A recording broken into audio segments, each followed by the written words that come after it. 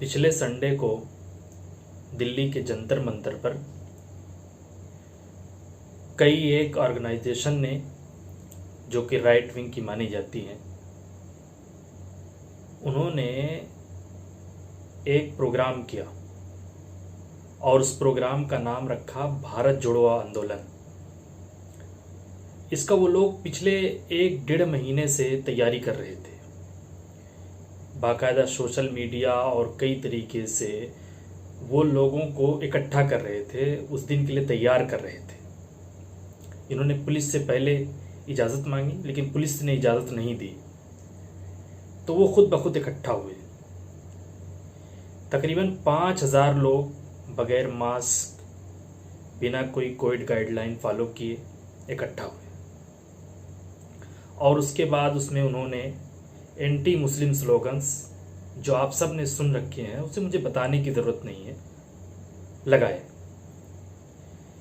उसमें कई एक लोगों को, जो ऑर्गेनाइज़र थे, गिरफ्तार किया गया। 6 को पुलिस ने गिरफ्तार किया मंडे को। उसमें अश्वनी उपाध्याय, जो बीजेपी के लीडर थे, स्पोक्स पर्सन थे और वो वकील भी हैं, उनकी अगुवाई में ये प्रोग्राम हुआ था। अब सवाल ये है, पहली चीज़ तो ये कि ऐसा कोई प्रोग्राम करने वाले ये सब राइट विंग या बीजेपी के ही लोग क्यों होते हैं? दूसरी चीज़ ये पुलिस पर सवाल है, प्रशासन पर, शासन और प्रशासन दोनों पर, कि उसने क्या किया। जब इजाज़त नहीं दी थी तो उन्होंने नज़र क्यों नहीं रखी कि यहाँ लोग इकट्ठा हो सकते हैं आज के दिन। मसलन कोई आंदोलन होता है या उसकी इजाज़त नहीं मिलती है, या कोई प्रोग्राम होना होता है उसकी इजाज़त नहीं होती है, वहाँ प्रशासन पहले से इंतज़ाम करता है, पुलिस लगा के रखता है, अपनी नज़र रखता है, इंटेलिजेंस लगती है। तो ये फेलियर नहीं है या जानबूझकर किया गया, ये दोनों सवाल है। उसके अलावा 5,000 लोग इकट्ठा हो गए, उसके बाद पूरा प्रोग्राम चला, कोई एक्शन नहीं। क्या जंतर मंतर पर कोई पुलिस नहीं थी? हालांकि जंतर मंतर पर पूरा थाना है, पुलिस कैसे नहीं है? कोई पेट्रोलिंग करने वाला पुलिसमैन भी नहीं पहुंचा। वो पार्लियामेंट का एरिया है, सेंट्रल गवर्नमेंट के बेशतर ऑफिसेस वहीं हैं, किसी की नजर नहीं पड़ी।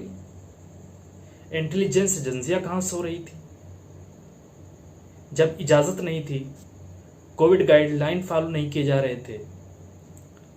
इसी तरीके से उसमें एंटी नेशनल, बल्कि कहिए एंटी मुस्लिम तो स्लोगन लगे, लेकिन एंटी नेशनल था वो इस तरीके से कि भारत के संविधान के 222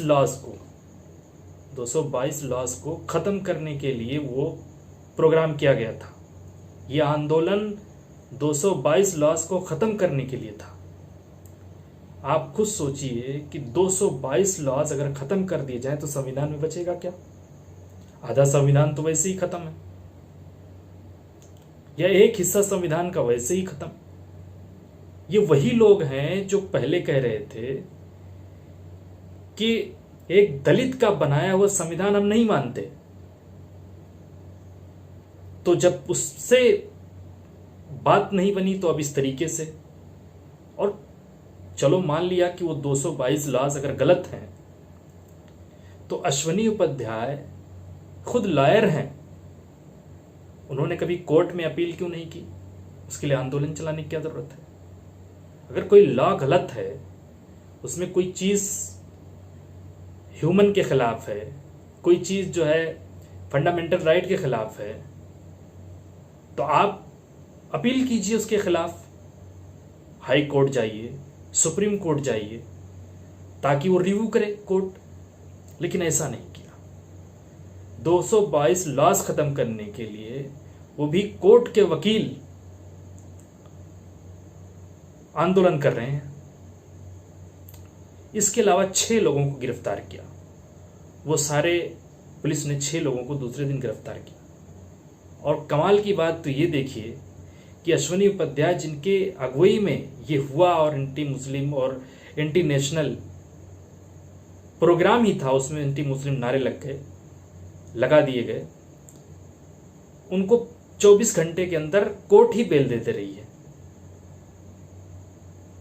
अगर लॉस खत्म हो गए, चीजें खत्म हो गई, तो पार्लियामेंट कोर्ट क्या मतलब है? उसके खिलाफ आंदोलन चलाने वालों को ही कोर्ट जो है 24 घंटे के अंदर बेल दे रहा है। उससे ज्यादा तो और लोगों को रख दिया जाता है अंदर। लेकिन ये सब मजाक है और कुछ नहीं। उसी में एक शख्स जो स्लोगन गिरफ्तार किया, उसमें 2 लोगों को पुलिस के मुताबिक आइडेंटिफाई किया गया है, एक पिंकी चौधरी, एक उत्तम मलिक। पिंकी चौधरी का तो पता है कि वो हिंदू रक्षा दल से है। अब आपको हिंदू रक्षा दल से एक बात याद है, ये स्लोगन लगाने वालों में से था। पिंकी चौधरी जो है, ये पिछले साल जेएनयू में स्टूडेंट पर हमला करने वालों में शामिल था। ये पिछले साल स्टूडेंट्स पर हमला करने वालों में शामिल था। और अभी इसी लोकसभा के सेशन में एक सवाल के जवाब में कहा गया कि पिछले साल जेएनयू में हमला करने वालों में से किसी की कोई गिरफ्तारी और कोई कार्रवाई नहीं हुई है। अब जब एक साल किसी भी मुजरिम को या किसी पर जिस पर जुर्म का एलिगेशन हो, आप उसे छोड़ देंगे तो उसका शय नहीं बढ़ेगा, वो आगे नहीं करेगा। अभी वहां स्टूडेंट को पीट रहा था और यहां जो है मुसलमानों के नरसंहार पर लोगों को भार रहा था। अब किसी दिन नरसंहार भी कर देगा। अच्छा, अब दूसरी और 2-3 बातें हैं वो इस तरीके से कि अश्विनी उपाध्याय को गिरफ्तार कर लिया गया, दीपक कुमार को, विनोद शर्मा को, विनीत वाजपेयी को और प्रीत सिंह, इन सारे लोगों को पुलिस ने मंडे को गिरफ्तार किया। उपाध्याय को तो खैर बेल मिल गई। अब इन लोगों को जब गिरफ्तार किया तो रागिनी तिवारी, नाम तो सुना होगा, जाफराबाद सड़कों को जाम करके भंगड़ा करने वाली और आने जाने वालों को पकड़कर मारने, तलवार दिखाने वाली, ये वही आदमी है। ये लोग रागिनी तिवारी और इनके साथ और बहुत सारे लोग, तकरीबन 200-400 लोग कनॉट पैलेस पहुंच गए दूसरे दिन, मंगल को, जिस दिन गिरफ्तार हुए, और वहां पहुंचकर सड़क जाम कर दी। खैर पुलिस ने इसको हटाया, ये किया, ले गए, उठा पकड़ करके गिरफ्तार करके ले गए, फिर उसके बाद छोड़ा। सवाल यह है कि रागिनी तिवारी की सड़क जाम करने कनॉट पैलेस में हिम्मत कैसे होती अगर जाफराबाद में पुलिस ने ये इजाजत नहीं दी होती, वो भी एक मुजरिम के साथ, या एक ऐसे शख्स जिस पर कोई एलिगेशन है उसके हक में खड़े होने पर। अब रागिनी तिवारी को चूंकि जाफराबाद में छूट दे करके शय बढ़ाया गया, उसका हौसला दिया गया, इसलिए रागिनी तिवारी वगैरह आकर के यहां हो गए। जैसे पिंकी चौधरी को जब जेएनयू में बच्चों पर हमला करने पर कोई कार्रवाई नहीं हुई तो उसे शय मिली और उसने यहां बाकायदा मुस्लिम नरसंहार का स्लोगन लगाया। ऐसे ही पिंकी चौधरी को जब तलवार दिखाने, जाफराबाद तलवार दिखाने, मारने की, काटने की धमकी बाकायदा देने की जब इन्होंने की और कोई कार्रवाई नहीं हुई, बार बार नाम आने पर कोई एफआईआर, कोई कुछ नहीं हुआ, पुलिस के पास भी कुछ नहीं हुआ, तो अब उनकी हिम्मत बढ़ गई है। आज कनॉट पैलेस की सड़क जाम कर रहे हैं जाफराबाद के बाद। पिंकी चौधरी स्टूडेंट को मारने वाला, रागिनी तिवारी दंगा कराने वाली, क्या ये लोग जो इनका मिश्रण फिर से दिल्ली की फजा को बर्बाद नहीं कर रहा? और एक दो सवाल और बनता है, वो ये कि हमारे अरविंद केजरीवाल चीफ मिनिस्टर, ये जंतर मंतर जहां स्लोगन लगे हैं, ये उनकी कॉन्स्टिट्यूंसी है, ये कहां सोए हुए हैं? मरकज निजामुद्दीन में जरा सी बात हुई तो ऑर्डर दे दिया पुलिस को एफआईआर करने का, एलजी से रिक्वेस्ट की। इसी तरीके से और कई मामलों में इन्होंने रिक्वेस्ट की। ये अब कहां है? ये जब एंटी मुस्लिम नारा लगाने वाले के खिलाफ क्यों नहीं खड़े हुए? क्यों नहीं कहा कि हमारी कॉन्स्टिट्यूंसी में ये नारा लगा है, पुलिस इस पर कार्रवाई करे, एफआईआर दर्ज करे, इनको आतंकवादी धाराओं के तहत इन पर मुकदमा चलाए? या अगर पुलिस नहीं कर रही थी तो आपकी कॉन्स्टिट्यूंसी में हुआ है, आपने क्यों उन पर धाराएं लगवा करके, आपने अपने वकील को क्यों नहीं भेजा कि जा करके उस पर कार्रवाई करे, उस पर एफआईआर करे? आपकी कॉन्स्टिट्यूंसी में आपकी कोई जिम्मेदारी नहीं।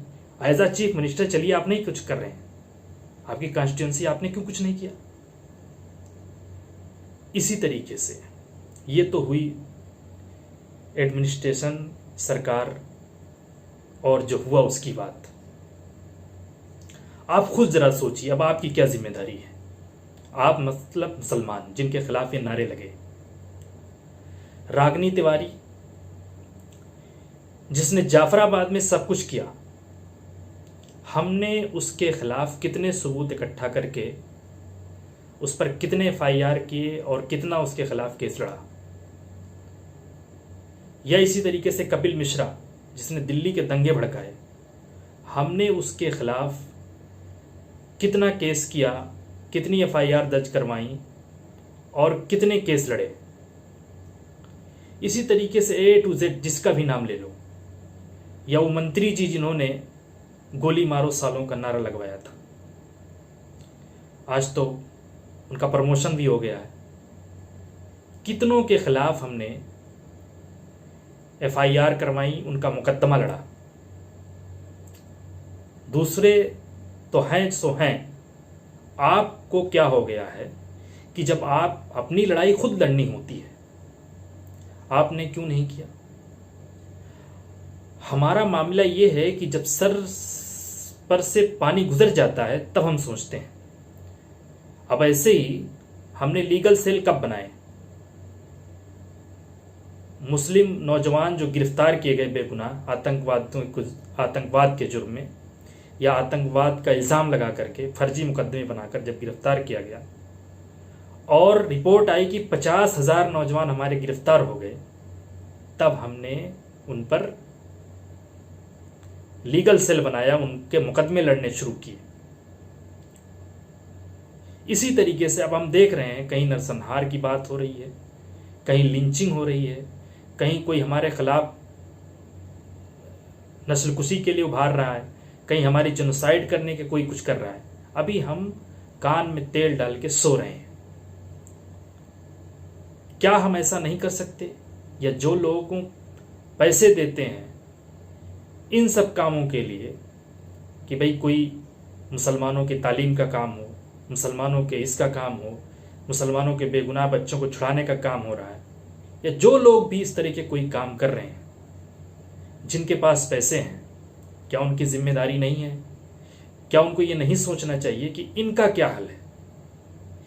इसका एक ही हल है लीगल। मुझे जो समझ में आता, हो सकता है आपके पास कोई और हल हो। आप ऐसा क्यों नहीं करते कि 2-2, 3-3 लॉयर कम से कम हर हाई कोर्ट से 3-3, 4-4 वकील, कम से कम 2 वकील हायर कीजिए, जो आपका किसी भी देश के किसी भी क्षेत्र में, देश के किसी भी इलाके में ऐसी कोई बात हो, ऐसा कोई मामला हो, तो उसको स्टडी करें, उसके खिलाफ सबूत इकट्ठा करें और कोर्ट जाएं। उसके साथ साथ वो लोग इनको जाहिर है आपको ऑर्गेनाइज करना पड़ेगा, बगैर ऑर्गेनाइज वे में नहीं होगा ये कोई काम। ऑर्गेनाइज आप नहीं कर सकते, बहुत सारे आपके पास लॉ स्टूडेंट हैं, मिलिए किसी जामिया किसी लॉ स्टूडेंट से मिल लीजिए, अलीगढ़ मुस्लिम यूनिवर्सिटी के किसी लॉ स्टूडेंट से मिल लीजिए, वो करा देंगे ये काम आपका। लेकिन कीजिए इसी तरीके से। जो लोग आपका वोट लेते हैं, मैंने इसीलिए केजरीवाल का नाम लिया कि उनकी कॉन्स्टिट्यूंसी में हुआ, उनका क्या हक है। आप कहिए जो आपके नई दिल्ली के मुसलमान क्यों नहीं गए केजरीवाल के पास सीए लेकर के, ज्ञापन लेकर के, मेमोरेंडम लेकर के कि आपने इनके खिलाफ क्या किया, इन्होंने हमारे साथ ये किया। इसी तरीके से किसी भी क्षेत्र में, किसी भी कॉन्स्टिट्यूंसी में जहां किसी की लिंचिंग हो, जहां किसी के खिलाफ ऐसा कोई बात हो, जहां दंगे की कोई बात की जाए इस तरीके से, वहां के लोगों को उठना चाहिए और जा करके उनसे बात करनी चाहिए कि अगर आप हमारा वोट लेते हैं तो हमारा काम भी कीजिए। क्या आपकी कोई जिम्मेदारी नहीं है कि हम सुरक्षित रहें? उनको एहसास दिलाइए, उनका काम कीजिए और लीगल काम जरूर कीजिए। जब एक किसी मामले पर, अब जैसे ये जंतर मंतर पर नारा लगाया गया, अब इस पे मुल्क की 20 रियासतों में, ज्यादा नहीं 20 रियासतों में 20 जगह कम से कम एफआईआर होते, पैरवी होती, जो जिस जहां है वहां से एफआईआर करता, धाराएं लगाई। आम आदमी नहीं कर सकता। इसलिए ऑर्गेनाइज वे में करना जरूरी है और इस तरीके से सोचना भी जरूरी है।